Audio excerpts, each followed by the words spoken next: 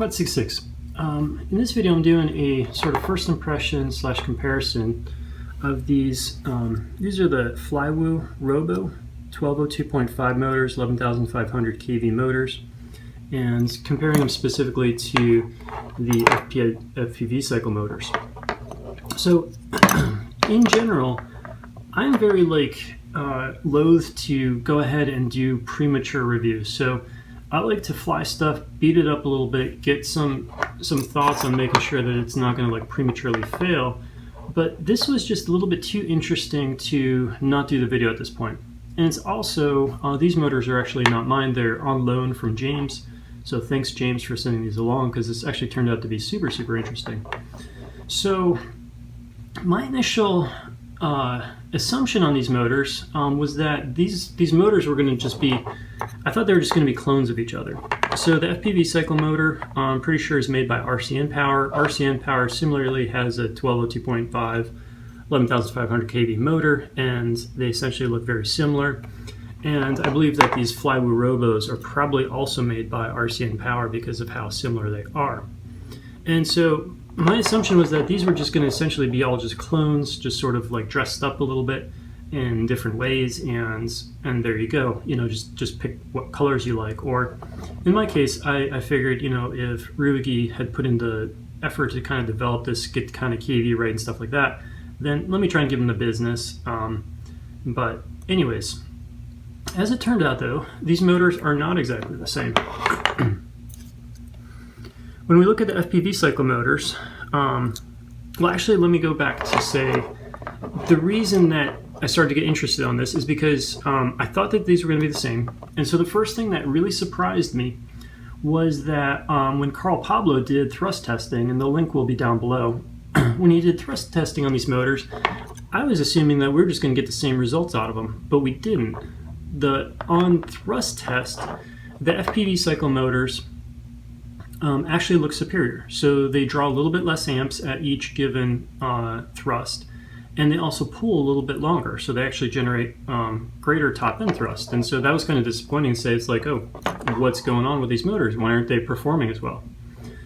But then that got even more interesting when James pointed out that he felt that these Flywoo Robo motors were a lot more responsive than the FPVcycle motors. And that's kind of really where I got interested in it, to kind of dig into this and try and figure out what was going on. And I agree, after flying this, I actually do. I agree with James that these motors are quite a bit more responsive than the FPVcycle motors. I was surprised by that. I was not expecting that. When I fly, so the FPVcycle motors, when you fly them, these are perfectly great to fly. They're just a super mellow motor. They just like to kind of cruise. If you're into kind of going big and staying efficient, and cruise and kind of smooth flowy lines, fantastic motors. But that's just that's not me. That's not my preference. My preference is something that's a little bit snappier, a little bit edgier, has a kind of a little racer-ish feel to it. And surprisingly, when I pop these on, that's what you get. These motors essentially address my one, it's not fair to call it a complaint because it's more of a preference thing, but my one complaint, if you can call it that, about the FPVcycle motors and this build in general was that this is just too mellow. It's super easy to fly, it's fun to fly, but it's just too mellow for me. And these motors, sure enough, address that complaint, which it surprised me. It really did. Disclaimer on that, these motors aren't mine. And if you look at them, they are still spick and span shiny new. I have not pushed them. I have not pushed them hard. I haven't flown them like I regularly do. And I'll put the DVR. The DVR is pretty boring. But you can see what I'm looking for though when I'm flying it is kind of doing kind of the quick twitch moves and snapping into a split S or doing just a full snap and doing the little twitch moves. This is definitely notably more responsive than the FPVcycle. And it's surprising, and it's just there. So why that happens to me is very interesting. What's the difference about these motors? So when we start to look at the construction on the motors, I'm assuming that some of it's got to be the same, because if you're getting it from the same manufacturer. And if we really kind of zoom in there and we look at the stator first, I don't think that I can tell any real differences about the stator. To me, the windings look the same. The iron, whatever they call that part of it, that part of the stator, the iron part, looks the same. And that all looks, that part of it to me looks the same. Now, the difference start to show up, though, when you start looking at the magnets in the bell. These magnets are just a little bit thicker and not as wide as FPVcycle. The FPVcycle motors are actually really, really, really thin. You can just see how thin those magnets are. The air gaps to me, I think, look, pretty similar. Probably not all that different. And then the ring that goes around the outside on these Flywoo motors, that ring is just not as thick as the FPVcycle motors. The FPVcycle motor, look at this. That's a pretty serious, that's a hefty ring that goes around it. And all other things being equal, I guess that's what's got to be the difference, is probably going to be down to the magnets. Maybe the ring. I don't think so, so maybe having the heavier ring is going to make the motor a little bit less responsive, but I think it's probably going to come down to the magnets, would be my guess. I'm not an expert on this stuff, so I'm just kind of, looking at what could be different, what could explain it, but could be the magnets. That to me is the thing that's kind of most suspicious, as far as, like, I shouldn't say suspicious, but like the most likely candidate as far as I can tell. Otherwise, the motors are very, very similar. So the smoothness of both, these are super smooth, really nice and smooth, and so are the FPVcycle motors. And these are still smooth, even though I've bashed them on, I've beaten up on them quite a bit. Not a ton. I've got another build that I've beat up much more, but these motors are definitely stay smooth. And that's one of the points where I can't just say go buy this one, because there are advantages to the FPVcycle motors. And I think one of those advantages is probably going to be the durability, because when you look at the girth on that ring, that's just solid. And also, these shafts are 2 millimeters all the way up, and I do prefer that with these 3018 props. I think keeping that shaft 2 millimeters all the way up does make sense. Versus the Flywoo Robos, maybe you can find these with 2 millimeter, but the ones that seem to be generally available are 1.5 millimeter. Now the props pressed on pretty well. They seemed like they had appropriate tightness without too much variation in terms of how hard it was to get the props on. But it does concern me that, for longevity, in terms of both that 1.5 millimeter shaft, and also I can't see this ring being as durable long term as the FPVcycle motor. Now, does that mean that these are going to be fragile? I don't know. I haven't beat up on them. Can't say. They don't look fragile. They don't look like they're going to fall apart, on the first hit. But it's just, I don't know. Haven't done that type of flying with it. Then the other things are, so on the thrust stand. So these, on the thrust data, these outperform the Flywoos, which is kind of interesting. And that's one of the things that you have to understand about thrust data is, in a static sense, so once this achieves equilibrium, so at any given thrust, this motor puts out more power at less amps than the Flywoo motor. But the trade-off seems to be that to achieve that, it gives up on responsiveness. And the Flywoo motor takes a different tack, where it seems like it draws more at any given power. And it does seem to pan out. When I'm flying both of these, I think I'm getting probably about 30-40 seconds less flight time. It's a good long flight time still. It's over 4 minutes, but I'm getting, and again, I'm not pushing this fully to my normal flying, so it's hard to say this 100%. But I think there is less flight time in the Flywoo Robo motor. So it's another thing if you want just pure flight time, FPVcycle. But this one, to get that responsiveness, I think it sucks in a little bit more energy, but it's able to do more because it's taken in a little bit more energy. And for my preferences, I think it's worth it. If I was buying motors right now, I would probably buy these, and maybe I'd get suckered. Maybe these would fall apart after you bash them a little bit. But on my impressions right now, it just, to me, it makes this quad just so much more satisfying, where it doesn't have that sort of slow, I shouldn't say sluggish, but it just doesn't have that like slow cruisy feel to it. It feels snappy and responsive, and if anything, it needs a little bit of a retune. And when I retuned this, I did it just a little bit, not a lot. I did a little bit of a retune on this, and they converge a little bit when you get the tune kind of more dialed in. But on this one, basically I had to bring up D by 2 to 3. And also, what else did I do? On the yaw, dropped the feed forward. And I think the P on the yaw. I'll put that down below. But anyways, I'll actually put the links to my diffs on both of these. But anyway, so I just thought it's just too interesting not to do a video about it. And maybe I'm like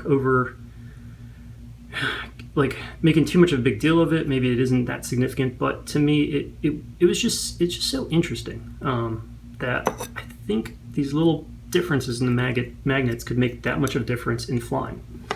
And it's also corroborated a little bit too when we think about these motors. So these are those Hyperlight, the Pyrodrone Hyperlight motors, 1103s. And these also have these thicker magnets, and these are actually curved. And of the motors, this motor is the notchiest. Like this one, when you turn it, it's just really notchy. On the Flywoo motors, there's, obviously you can't really see it great in the camera, but there's some notchiness there. I'm not sure if it's a ton. It's a little bit more notchy than a FPVcycle, but these motors in some ways kind of fly more similar to each other. So then it kind of begs the question a little bit then. It's like, okay, so what motor do you go with then if you want more, more responsiveness, more pop and things like that? Because this motor on the thrust stand actually outperforms both of these in terms of it pulls a little bit further. And I think for the weight, if you correct it for the weight, I think the efficiency kind of balances out to where this may be just as efficient as the FPVcycle. Although in the flight, I think I'm getting the most efficiency in flight out of the FPVcycle motor. But anyway, so should you just go with because my understanding is Pyrodrone is getting more of these in, and should you go with these? These motors fly excellent, they do. But in my experience with them, and I want to fly more of them, bash more of them around, but to me these have been a little bit less smooth out of the box than the Flywoos.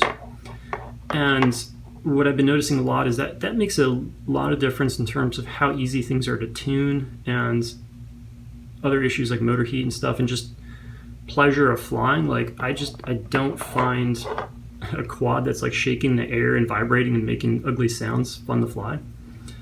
And then I wonder the durability on these, because these are just, if you look at the ring on the bell, I mean that's just super super thin, and also this aluminum up here is also just like, it's really minimal, and that makes for a great light motor. But I think the durability on these, at least in my experience, I don't think the durability is super great on these. They also, one of the things I don't like is they put the C-clip on top, and that means two things. One, it means they had to notch that, so already you've got the 1.5 millimeter shaft and you put a notch in it. The other thing you did is that now when you throw the props on, they don't sit down nice and flush like they do on these motors without the C-clips. And so what I'm actually doing is taking a little step of pulling that C-clip off so that the props can sit down a little flatter. The other thing too with these, at least hopefully they address this, it's a simple thing. These wires are too short for some of the builds. If you kind of mount the boards up like I do, square. So in this orientation here, you need a little bit more wire than that. These wires are a little too short. They mount fine if you keep the board diamond layout like that. But anyway, so it kind of raises, it's a nice little debate. It's an interesting, it's like kind of debate of, which way do you want to go with these motors. In terms of weight, this is going to give you a significantly lower all-up weight, because I think these are coming in at like 3.3 grams or somewhere around there. These with their super long wires came in at 4.6 to 4.7 grams. These with the regular wires, that FPVcycle, 4.3 grams. I think the Flywoos, if you cut down the wires, probably going to be the same as the FPVcycle, because these are a little bit heavier but longer wires, so like 4.6 grams versus 4.3. Maybe it's just 0.3 grams in the wire. But clearly on the Hyperlights, you're going to drop a full gram. And I think that does make a difference too if you're thinking about, you know, how much mass do you want to be thrown through the air and things like that. Anyways, I think I would be actually going out and buying some of these for myself right now. The one issue I'm having though is these boards, these B-Brain brushless boards, which was supposed to be my kind of go-to for these simple builds. These things just can't handle the heat. It's like over 100 when I'm flying, and these boards just overheat. So in the DVR, it's not exciting. Really what I'm trying to kind of look for there and show you there is sort of, and the flying looks twitchy because of this, is I'm trying to do those little micro corrections and see how it feels, and the quick little punches and on and off the throttle. And the other thing I have to do is when the core temperature gets a little hot, these boards start to stutter once you start getting around 67, 68 degrees Celsius, which is interesting because they don't warn you you don't get a temperature warning until it's 70 degrees. But anyway, so you can see in some of the video where I'm like, oh, temperature's getting too hot, so I have to kind of cruise around, because when you punch these out, these boards heat up when you do the big punch outs, which is kind of interesting. It's a little different than some of the other boards. I'll talk about that more when I do a video on this B-Brain brushless board. Okay, so pretty amazing. I've talked for over 15 minutes on just a little initial preview. One other thing I wanted to comment on these motors, these are actually really cool looking motors. It doesn't show up super well there, you can kind of see it there. The finish on these, it's not like a straight, it looks kind of black on the website in the pictures, but it's more this like kind of like gunmetal-y kind of color. It's actually a really cool motor. These are really nice looking motors. And obviously you can do dumber things with like bright colored rubber bands, and it doesn't, I don't know, anyways. But yeah, I managed to talk that long on just a little preview just because I thought that so interesting what magnets, little tiny magnets, what they seem to do to flight performance and characteristics. Yeah, so the DVR, super not interesting, no music on it, but maybe you can see, maybe you can't see, but just how kind of like quick and responsive this is compared to this. I am going to try throw some more of these on and do some more flights and kind of do sort of a little bit of update thoughts, but at that point in time I probably won't have these motors anymore, so maybe I won't. Alright, too much now. Until next time, cheers.